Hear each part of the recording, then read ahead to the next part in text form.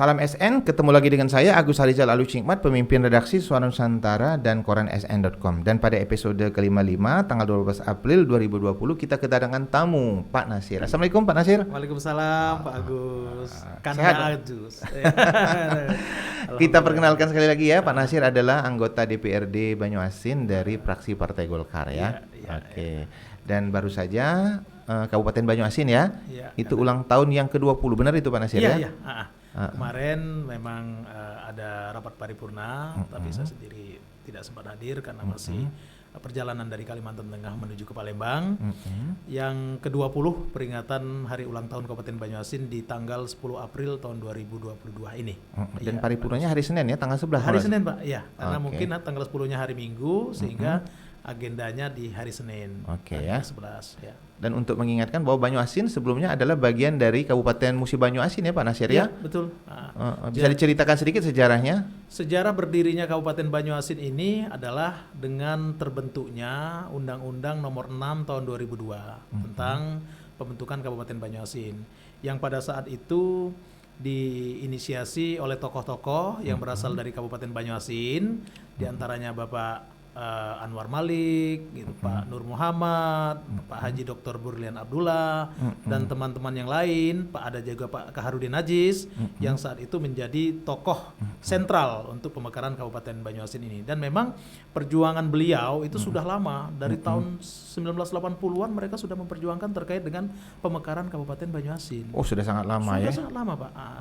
Saya langsung mendengar cerita langsung dari beliau, terutama dari Bapak Dr. Haji Burlian Abdullah. Oke. Dan usianya sekarang sudah 20 tahun ya? Sudah 20 tahun ya. Artinya kalau sudah remaja sudah lewat lah ya. Sudah lewat ya? Sudah lewat. Sudah. Dan perkembangan Banyuasin begitu pesat ya, Pak Nasir? Alhamdulillah. Dengan umur yang cukup matang di 20 tahun ini sudah banyak pembangunan yang dilakukan di Kabupaten Banyuasin ini dengan pemerintahan yang sudah mandiri. Oke, siap ya. Dan untuk diketahui penonton Lensa SN bahwa Adinda Nasir itu adalah putra dari Musi Banyuasin ya? Iya, betul Kanda ya. Jadi Kanda Agus memang kalau asli daerah saya itu dari Kecamatan Lawang Wetan. Ya, kalau dulu masih Babatoman, sekarang kan sudah dimekarkan, khususnya di Desa Karangringin. Namun pada saat kita menjadi aktivis mahasiswa di tahun 2000-an, waktu itu 98, 2000 sampai 2022, itu Kabupaten Muba dan Banyuasin adalah satu ya. Sehingga aktivitas kita pada saat berorganisasi eksternal kampus itu banyak teman-teman yang tergabung di Kabupaten Banyuasin, gitu. Sehingga terbentuklah jaringan kita di Kabupaten Banyuasin. Ya. Dan sekarang setelah podcast kita yang pertama dulu ya, sempat kita singgung sedikit bahwa ada keinginan masyarakat Musi Banyuasin yang kepengen Adinda Nasir menjadi bakal calon Bupati Musi Banyuasin. Iya. Nah, setelah podcast itu ternyata ada reaksi gimana ini Pak Nasir? Jadi alhamdulillah Kanda Agus ya, pada kisaran 3 bulan yang lalu lah ya kita melakukan sosialisasi, silaturahmi dengan masyarakat, dengan tokoh-tokoh masyarakat, termasuk juga dengan pemerintahan desa, pemerintahan kelurahan, dan juga ada beberapa camat yang kita ngobrol-ngobrol terkait dengan apa yang terjadi di Kabupaten Musi Banyuasin saat ini, gitu kan. Nah, artinya kita ada konsep atau pemikiran atau visi misi lah katakanlah, jika kita diberikan amanah oleh warga, oleh masyarakat Muba, dan tentunya diridhoi oleh Allah Subhanahu wa taala, bagaimana sih yang idealnya untuk membangun Muba? Gitu. Nah, dari konsep pemikiran kita itu tampaknya yang kita sampaikan itu diterima baik, diterima positif oleh masyarakat oleh masyarakat Muba, gitu kan. Nah, kalau cak itu Mak Mano kalau Pak Nasir baik katanya kan gitu. Pas ini. Dan konsep ini udah mulai digulirkan atau dicetuskan ya? Disosialisasikan. Di antara konsep itu apa yang paling mengenal di masyarakat hingga masyarakat kepengen Pak Nasir menjadi bakal calon Bupati Muba? Jadi pada awal yang kita sampaikan kepada masyarakat itu, mengapa situasi Muba seperti ini, gitu kan? Nah, situasi Muba seperti ini itu terkait dengan infrastruktur yang banyak masalah, gitu kan, jalan yang banyak rusak. Pada saat kita ke lapangan, ke desa-desa, banyak juga sekolah-sekolah yang menurut kita itu putra tidak daerah. layak. Iya, kita putra daerah tidak layak untuk dijadikan sebagai tempat proses belajar dan mengajar, gitu kan. Nah, artinya dengan Anggaran pendapatan belanja daerah sebesar 4,2 triliun pada saat 2021 yang lalu, ini kan sebenarnya sesuatu yang tidak yang miris lah ya, yang kita sedih lah gitu kan. Ada uang sebesar itu dikelola oleh Kabupaten Musi Banyuasin, namun banyak masalah terkait dengan infrastruktur yang terjadi di desa-desa. Dan kabarnya Adinda Nasir juga sering berdialog ya dengan masyarakat dan terdengar keluhan-keluhan masyarakat. Iya. Antara keluhan yang paling mengena oleh Adinda Nasir apa itu? Jadi keluhan itu ada beberapa, Kanda Agus. Yang pertama adalah infrastruktur jalan. Infrastruktur jalan itu sangat dirasakan masyarakat. Itu yang pertama. Lalu yang kedua ada terkait pelayanan listrik. Pelayanan listrik itu adalah sesuatu yang memberatkan masyarakat. Jadi dengan tata kelola listrik yang dilakukan oleh Badan Usaha Milik Daerah, sebagai contoh mungkin di sana ada MAP, Muba Electric Power, itu sebagian masyarakat, mungkin kebanyakan masyarakat mengeluhkan gitu. Yang pertama yang dikeluhkan masyarakat adalah terkait dengan sering mati lampu. Mati lampu. Jadi itu yang pertama. Yang kedua, pada saat lampunya hidup, dayanya tidak maksimal, gitu. Dayanya tidak maksimal. Itu yang kedua. Dan yang ketiga adalah beban membayarnya. Tarifnya dirasakan masyarakat cukup tinggi, gitu. Sehingga harus menjadi keluhan menjadi keluhan gitu kan, menjadi beban gitu untuk melakukan pembayaran rekening listrik pada bulan ke bulan, dari bulan ke bulan. Itu tentang keluhan masyarakat ya. Masyarakat itu dan yang pasti. Infonya tiap hari ya, Adinda Nasir dari desa ke desa. Kalau saat ini kita dalam 1 minggu itu 3 hari. 3 hari ya. Secara intens ya. Iya, 3 hari itu yang maksimal kita lakukan. Karena kita juga sekarang kan masih ada kegiatan-kegiatan yang lain atau tugas yang kita emban saat ini, terutama di DPRD Kabupaten Banyuasin, lalu juga kita juga sebagai pengurus pusat PBSI di pusat gitu kan, harus menghadiri kegiatan-kegiatan nasional yang dilakukan oleh PBSI pusat, dan juga ada juga sebagian kita harus mengurus usaha kita, bisnis kita. Dan boleh disebut di sini usaha kita sambil untuk pemirsa NSA ketahui. Jadi usaha kita itu adalah terkait dengan sewa gedung. Ya. Infonya ada lebih dari 1 gedung ya? Ada 2 memang. Ada 2 gedung yang ya. pertama itu di Bandara Insani, daerah bandara. Yang kedua adalah di Geraha KM7. Siapa tahu ada yang berminat ya, penonton SNSN ya, silakan berhubungan dengan Pak Nasir langsung ya. Siapa tahu dapat diskon ya. Insya Allah. Dan kemudian setelah bergerak ya, mencari apa yang dibutuhkan masyarakat, aspirasi masyarakat, itu infonya sudah ada beberapa orang tokoh politik yang mendekati Adinda Nasir untuk bergerak mungkin lebih serius atau meminang atau apa gitu ya. Jadi ini kan dalam ilmu fisika kan aksi reaksi kan ya. Jadi sejauh mana kita bereaksi, sejauh mana juga apa yang menjadi aksi gitu kan, atau kita beraksi, reaksi apa yang akan diterima gitu kan. Keren ini ya, mantap ini. Jadi setelah kita melakukan sosialisasi, bergerak kepada masyarakat, ke tokoh-tokoh, ini kan jadi pantauan. Jadi pantauan dari tokoh-tokoh yang lain. Mungkin juga ada yang berkepentingan juga sama seperti kita, mungkin mereka juga ada keinginan untuk maju, mencalonkan diri sebagai kepala daerah di Kabupaten Muba. Sebenarnya kalau masalah komunikasi, silaturahmi, walaupun kita juga tidak dalam rangka pencalonan atau bakal calon di Kabupaten Muba, kita juga sering berkomunikasi dengan teman-teman tersebut gitu kan. Namun karena ini mungkin ada temanya menarik, jadi agak inilah ya, agak seksi. Mulai agak pendekatan ya dengan bagaimana ini Pak Nasir ini mau serius nyalon atau tidak kan? Atau hanya untuk untuk tes-tes aja ya, cari popularitas ya. Ya, jadi kalau dari hati nurani kita yang paling dalam, tentunya kita mempunyai niat yang tulus. Tulus, ikhlas bagaimana cara membantu rakyat Musi Banyuasin. Hanya satu yang bisa membantu rakyat Musi Banyuasin adalah harus menjadi pemimpin di Kabupaten Musi Banyuasin. Karena tanpa kita menjadi pemimpin di Kabupaten Musi Banyuasin, dalam hal ini menjadi bupati, sulit kita untuk melakukan apa yang kita lakukan. Kalau jadi pemimpin Banyuasin kan pengambil keputusan ya di Musi Banyuasin. Dan itu sudah dicetuskan dengan beberapa elemen masyarakat yang ditemui oleh Adinda Nasir. Iya. Kalau secara niat, tentu kita harus sampaikan itu kepada masyarakat. Dan respon masyarakat gimana dengan Adinda Nasir? Ya, alhamdulillah dengan apa yang kita sampaikan, situasi idealnya seperti apa, seperti itu kan. Alhamdulillah mereka menyambut baik. Menyambut baik ya. Walaupun Pilkada Muba masih cukup lama masih ya. cukup lama. 2024, tapi paling tidak pengenalan dulu ya. Mengenalkan diri. Program-program, jadi tidak ujuk-ujuk nanti mendekati Pilkada baru mencalon ya. Iya, betul. Karena ini kan persiapannya harus matang Kanda. Oke, siap ya. Kan? Oke, ngomong-ngomong penonton Lesa SN, syuting kita dengan Adina Nasir ini dilakukan pada sore hari di bulan puasa ya. Iya. Jadi minta maaf kalau ada rada ngantuk ya.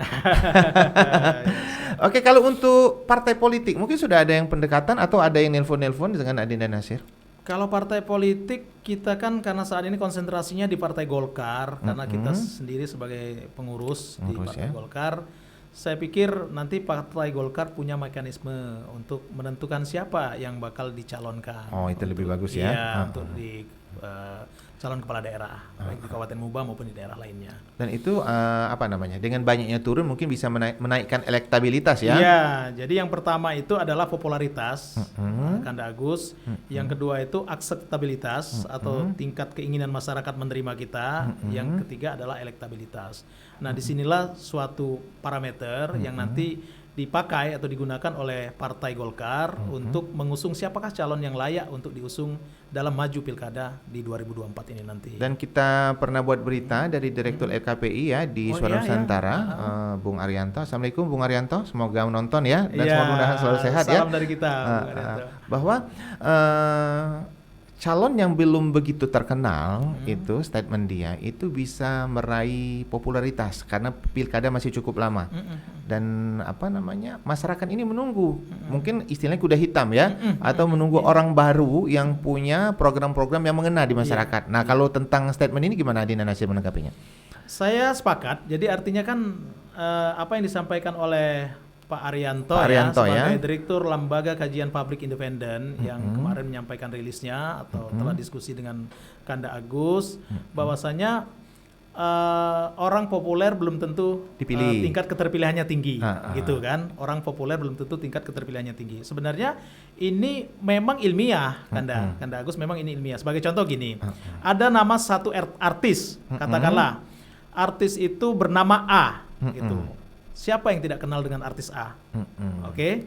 Nah, setelah kita tanya lagi kepada masyarakat, apakah jika artis A yang bersangkutan calon kepala daerah, apakah kalian akan memilih artis A? Iya. Tentunya kan ada yang memilih oke, ada yang memilih tidak. Nah, tinggal persentase yang memilih oke memilih dan tidak memilih kan tinggal kita perhitungkan. Iya. Nah, itu kalau dari tingkat popularitas. Sama juga halnya dengan kita sebagai calon kepala daerah. Banyak orang yang sudah sangat terkenal di Kabupaten Muba. Ada nama-nama yang sudah terkenal, baik mereka yang sudah pernah menjabat maupun mereka yang pernah berkiprah di Kabupaten Muba. Tapi pada saat nanti diminta kepada masyarakat, apakah Bapak, Ibu, saudara sekalian akan memilih calon A yang memang mereka sudah terkenal gitu? Tentu jawabannya akan bervariasi. Tentu jawabannya akan bervariasi. Jadi ini sesuai statement yang populer belum tentu dipilih. Belum tentu dipilih. Dan ini ini membentuk peluang bagi tokoh-tokoh baru ya, betul, yang ingin maju dalam pilkada ya. Betul Kanda. Termasuk pilkada Muba ya. Betul Kanda. Karena saya sudah membuktikan juga kalau terkait dengan popularitas dan elektabilitas, itu kan bahwasanya tidak berbanding lurus. Pada saat popularitas seseorang itu tinggi, elektabilitasnya tinggi, tidak berbanding lurus. Nah, sebagai contoh, waktu saya mencalonkan diri sebagai anggota DPRD di Kabupaten Banyuasin, saya bergerak kurang lebih 6 bulan yang lalu. Kalau dari sisi popularitas antara saya dengan calon yang lain, terutama kami yang di internal Golkar, ada calon juga di Partai Golkar di tempat saya sesama satu partai, mereka sudah menjadi anggota dewan 20 tahun. Dan pada saat kita bertarung, yang 20 tahun tadi kalah kita yang baru 6 bulan. Nah itu ya. Nah ini kan membuktikan bahwasanya tidak selamanya popularitas itu akan mengungguli dari sisi elektabilitas. Oh keren. Seperti itu. Nah, ini sesuai ini ya statement dari Bung Arianto kemarin ya. Menurut saya itu sangat ilmiah. Dan mungkin juga saya lihat juga ya perkembangan dari Adina Nasir ya untuk menaikkan popularitas. Betul. Itu salah satunya Adina Nasir bermain medsos saya lihat. Iya, sebagian bermain medsos, sebagian silaturahmi. Nah untuk medsos sendiri bagaimana komentar dari Adina Nasir mengena nggak di masyarakat sebenarnya ini? Medsos ini memang terbatas dengan tataran masyarakatnya gitu kan. Kalau masyarakat yang kaum milenial itu kan memang rata-rata memakai medsos. Tapi Medsos, yang tidak memakai medsos juga banyak ya. tidak memakai medsos lebih banyak. Dan kalau di daerah-daerah tertentu kan jaringannya juga kadang kan susah, Kanda Agus. Kalau di MUBA saya pikir medsos belum terlalu efektif untuk ya? yang tidak punya jaringan dan yang tidak menggunakan media sosial. Nah, mengapa demikian? Karena di MUBA itu masih banyak daerah-daerah tertentu yang tidak terjangkau jaringan. Jaringan ya? Iya, jaringan internet dalam hal ini, jaringan gitu kan. Sebagai contoh, kita pada saat ke salah satu desa itu di daerah Babat Supat. Jadi warga masyarakat yang menggunakan medsos, dia harus ke suatu titik, ke suatu tempat yang di situ ada jaringannya. Walaupun di jaringannya mungkin tidak terlalu besar ya, tidak terlalu tinggi harus ya. berjuang dulu harus ya. berjuang dulu. Nah, ini artinya tidak semua orang harus melakukan hal yang menguras energi untuk mencari untuk menyari Ya. Jadi belum tentu efektif. Efektifnya untuk daerah-daerah tertentu daerah-daerah tertentu. Tetapi untuk daerah perkotaan sebagai contoh, Palembang di kota ya. kita bicara MUBA ya. Oke. Di Kota Sekayu Itu efektif ya. efektif, di Kota Sekayu, di Kota Sungai Lilin mungkin kan. Efektif. Itu jaringan internetnya sudah bagus ya. Sudah Itu bagus. efektif ya. Efektif itu kan. Dan ngomong-ngomong medsosnya dikelola sendiri atau pakai admin ini, Bung? Itu Sebagian saya pakai admin, tapi sebagian juga saya sendiri. Jadi jadi ada yang mengelola langsung. Ada yang mengelola, tapi kadang-kadang kan kita juga cross check juga kan. Itu sehingga kita Kemudian bisa ada komentar atau apa dari medsos sendiri yang menjadi masukan dari Andina Nasir hingga ini rupanya masukan yang bagus. Ada kejadian seperti itu? Ada. Misalnya apa itu? Cukup banyak Kanda. Yang pertama mereka menginginkan kita silaturahmi langsung. Oke. Gitu kan, silaturahmi langsung, bertemu, bertatap muka dan berdiskusi tentang apa yang menjadi pemikiran kita. Nah, inilah yang kita sekarang memang agak kesulitan gitu kan, karena harus menemui satu desa ke desa ini kan kita butuh waktu. Butuh perjuangan dan tentunya juga butuh operasional. Ongkosnya ya. Dan untuk silaturahmi langsung ini gimana teknisnya ya? Apa mereka mengundang atau Adinda langsung yang menemui? Gimana? Boleh bongkar rahasia sedikit? Bisa Kanda. Yang pertama kan kita memang bukan orang baru di MUBA ya. Saya pada tahun 2009 yang lalu kan ada juga pernah mencalonkan diri sebagai salah satu anggota DPRD dari salah satu partai, dan oleh karena teknis partai kita yang memang belum ini kan sehingga tidak terpilih. Artinya jaringan-jaringan kita yang lama itu jaringan yang lama masih ya? ada. Masih Terus ada. kita juga pernah kegiatan-kegiatan yang lainnya juga di Kabupaten MUBA. Jadi melalui teman-teman itu kita membuka akses kembali. Iya, Ngomong-ngomong tentang Partai Golkar nih ya, kalau teknis di Partai Golkar sendiri, Adinda Nasir sudah istilahnya itu mendapat restu atau gimana? Silakan untuk bergerak dulu untuk mencalonkan diri menjadi bakal calon Bupati MUBA. Jadi posisi Partai Golkar, ya, kalau kita boleh cerita sedikit di ya. Kabupaten MUBA memang saat ini polling tertinggi ya kan, dan terbukti dengan bahwasanya ketua DPRD MUBA itu adalah dari Partai Golkar. Nah, tentunya di sini juga pasti ada gesekan. Karena saya merasa bahwasanya saya bukan pengurus partai Golkar di MUBA. Nah, tentunya kawan-kawan yang menjadi pengurus partai Golkar di MUBA, kawan-kawan yang duduk sebagai anggota DPRD atau legislatif di MUBA, mungkin ada juga keinginan. Wajar itu ya? Wajar kan, wajar. Apalagi kan mereka memang berdomisili di sana dan berkiprah di sana. Sedangkan kita kan, saya sebagai anggota DPRD di Banyuasin dan pengurus partai Golkarnya di Banyuasin. Gitu, wajar kan? Wajar ya? Wajar. Sangat wajar ya. Dan kemudian tadi bicara tentang polling ya. Dari polling yang dikeluarkan oleh LKPI kemarin ya, tiba-tiba nama Adinda Nasir itu masuk dalam pusaran ya. Itu gimana komentar itu? Iya, makanya saya bilang kemarin pada saat dirilis dari salah satu media online, Detik Sumsel, mereka merilis hasil polling LKPI gitu kan. Nah, pada saat kita bahas, alhamdulillah bahwasanya nama kita masuk di sana. Masuk, gitu. Nomor berapa itu? Kalau dari urutan kita kan dapat nomor 7. Tapi kalau dari hasilnya kita tidak disampaikan. Dari sisi popularitasnya kita nggak tahu berapa persentasenya kan. Memang yang populer itu ada 2 nama, mereka yang sedang menjabat di sana gitu kan. Iya. Nah, 2 nama wajar dong. Iya, mereka wajar. sudah berkiprah 10 tahun, mungkin lebih dari 10 tahun dan sehari-hari yang tinggal di sana. Nah, mengapa saya katakan alhamdulillah? Karena kita baru menyampaikan berkomunikasi bersilaturahmi dengan masyarakat Muba itu baru di kurun waktu 2,5 bulan. 2,5 bulan udah masuk ranking 7 ya? Sudah masuk. Dan paling mungkin, tidak nama kita sudah di. Mungkin hari ini udah naik lagi rankingnya. Insya Allah. Mestinya naik sampai pemilihan. Amin ya. Dan kalau menurut Adinda Nasir, apa yang membuat Adinda Nasir sendiri masuk dalam ranking 7 itu? Kan tidak disangka-sangka ini.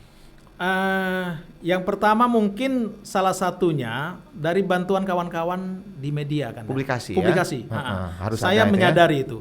Kalau saya secara pribadi tidak mungkin mampu dalam jangkauan waktu 2,5 bulan, 2 bulan setengah, sangat singkat menurut saya untuk nama keluar dalam survei. Ya. Oleh karena kita dibantu oleh teman-teman media, terutama dari SN ini yang saya lihat itu kan luar biasa, mensosialisasikan nama saya, kegiatan-kegiatan saya, dan inilah yang membantu kita sehingga nama kita bisa dikenal oleh masyarakat Muba.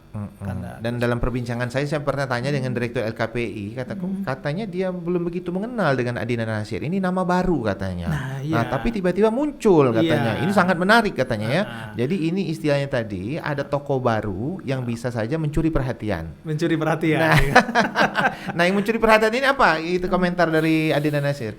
Yang mencuri perhatian itu mungkin seperti ini Kanda ya, bahwasanya kita memahami apa yang sekarang terjadi di Kabupaten Muba gitu kan.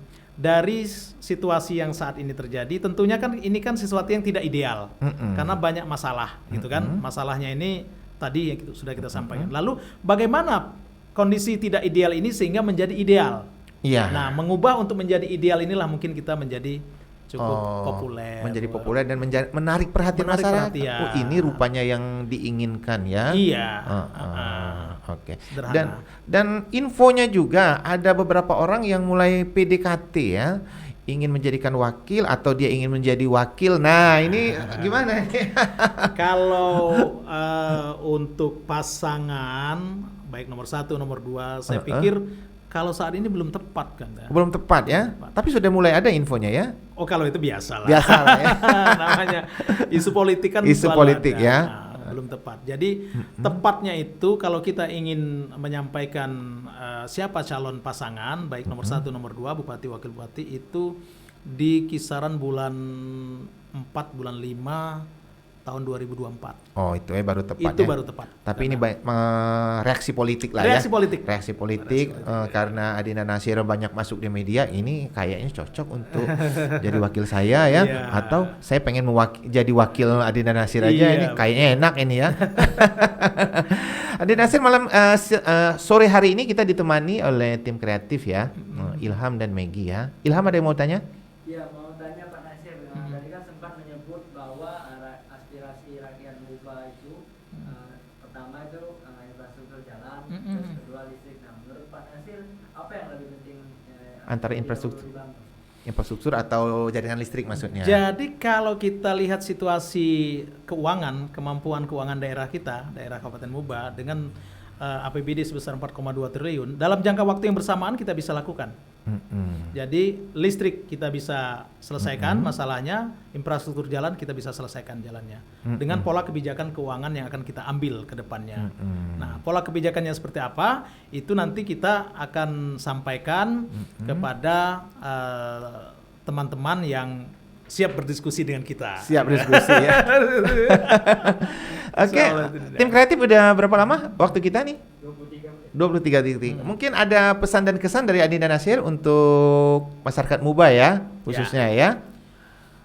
Terima kasih Kanda Agus. Ya, kita sampaikan kepada masyarakat Musi Banyuasin dalam bulan suci Ramadan ini di tahun 1443 Hijriah bertepatan dengan 2022. Marilah kita jalankan, kita tunaikan kewajiban kita sebagai umat muslim untuk menjalankan ibadah puasa, ibadah saum sampai dengan pada batas yang sudah ditentukan. Nah, marilah kita mohon, kita berdoa kepada Allah Subhanahu wa taala semoga amal ibadah kita diterima di sisi Allah. Yang kedua adalah kita berdoa juga semoga ke depan kita mendapatkan pemimpin yang amanah. Yang amanah ya. Pemimpin yang amanah yang memang benar-benar mendahulukan kepentingan masyarakatnya, kepentingan rakyatnya di atas kepentingan pribadi, golongan dan mungkin partainya. Ini yang paling utama Kanda. Ya. di 2024. 2024 ya. Iya. Oke, kita sudah di akhir obrolan Adi dan Nasir ya.